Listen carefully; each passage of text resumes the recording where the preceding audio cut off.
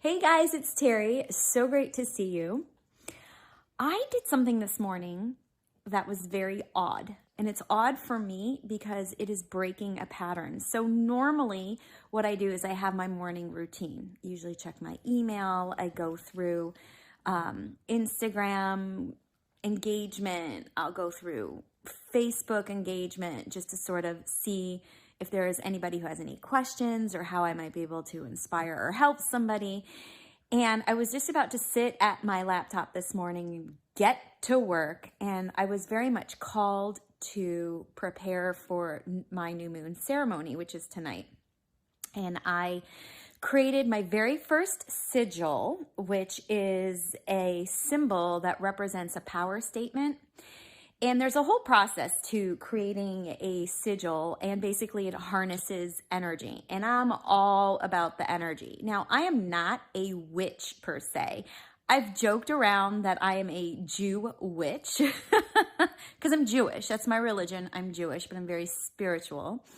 But I love many Wiccan and pagan rituals because they do harness energy, and you are able to create intention, which of course creates reality, creates manifestation for your own experience here on planet Earth. Yes, I'm all about the energy.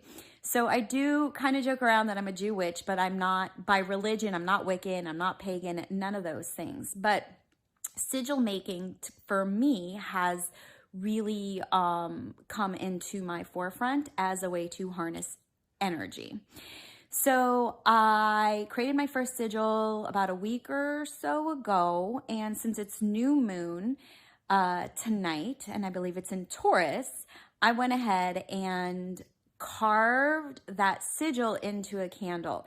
Now, the reason why this is odd for me, first of all, this is my very first one, so I have no experience doing this. I'm figuring this shit out. Second of all, I went with what I was called to do, which was to do this before I actually did my work of the day, you know, all the business stuff, because I still own a business. I'm spiritual, I communicate with the spirit world, but I still have a business. And it's very much been on my mind as an entrepreneur, you know, that I've got to keep my business going during these hard times. And I'm so grateful that so many people put their trust and faith in me to help them, guide them through this very challenging time of being a human being here on planet Earth. So it was very odd for me to do something that I kind of enjoy doing, and was able to really create a lot of intent for, which is to bring in energy to harness for the new moon. And new moons are all about planting seeds and like preparing for the future, and you know, bringing in abundance and all the great things. So it was actually really uncomfortable for me to do that. It was uncomfortable for me to play first and then get to work. And the only reason why I'm sharing this with you is because what I realized that was that I just broke a pattern. I just did a pattern interrupt. And it was really uncomfortable, and it was very unfamiliar, and it took a beat. It took a minute for me to get my bearings, because I was like, why am I going to play first and then work? Isn't there plenty of time during the rest of the day to play? And so as uncomfortable as that was, as unfamiliar as that was, as emotional, believe it or not, as it was, I went ahead and I did it anyways, in spite of that discomfort, in spite of the emotion that I felt. So I went ahead, I did it, and I felt nervous, and I felt emotional, and I didn't oar my way through the process. And the only reason I'm bringing this up to you is because I myself, being a human being, am a work in progress, just like everybody else who wears an earth suit. I have a coach and a mentor, so I too always am doing deep work on myself. But it was really, really fascinating to discover that part of myself that was like the taskmaster, like, no, you have to do this first. And I went against that. And that's how I've always been. Business first, play later.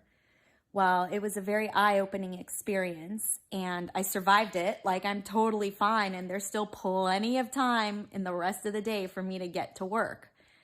So I just wanted to share with you my very first everything. I popped my sigil cherry here. The power statement, because it's been charged, you have to charge sigils again to harness the energy. I'll show you what the final symbol looks like. And I have carved it into a candle to burn for tonight's new moon ceremony that I will be doing, which is a private ceremony. And let's see what else. The process also taught me perfectionism and the fact that it doesn't have to be perfect. I can do it imperfectly, because carving a sigil on a candle is really, really hard. It's really hard, at least my process, the way that I do it. So I had to really just let go and just be like, look, it's going to come out however it comes out. It's all about intention anyways, and the energy that I put behind it. So I thought I would share that with you. I guess I'll admit that I've got some embarrassment because it's not perfect. And I'm sure there are plenty of witches out there who are going to be like, but of course it's my ego, because do I know that that's true? No. Right? I don't know that they're going to laugh at me. But it's just really nice that I have all of this captured as my very first sigil, because I can only get better with practice and through doing the action. And I just feel an immense sense of pride in myself for interrupting my pattern, and just, you know, the patterns of like having to work first, then play, and then this perfectionism where it has to be and look perfect. So here you go. This is what my sigil looks like in my preparation for new moon ceremony tonight. Hope you guys learned something from this. I don't know. I guess what you could learn from this is if I could do it, you could do it. Yeah. Man, it's not easy being human, right? But what do we all need to do? Stay connected. So let's stay connected to our friends and family, stay connected to ourselves, and of course, you can stay connected to me. You can check me out at terriehuberman.com. I hope this inspires you to break a pattern of yours, because even though it's scary as shit, it feels really good to survive it. Yes, yes. All right, guys, I'll see ya on the flip side.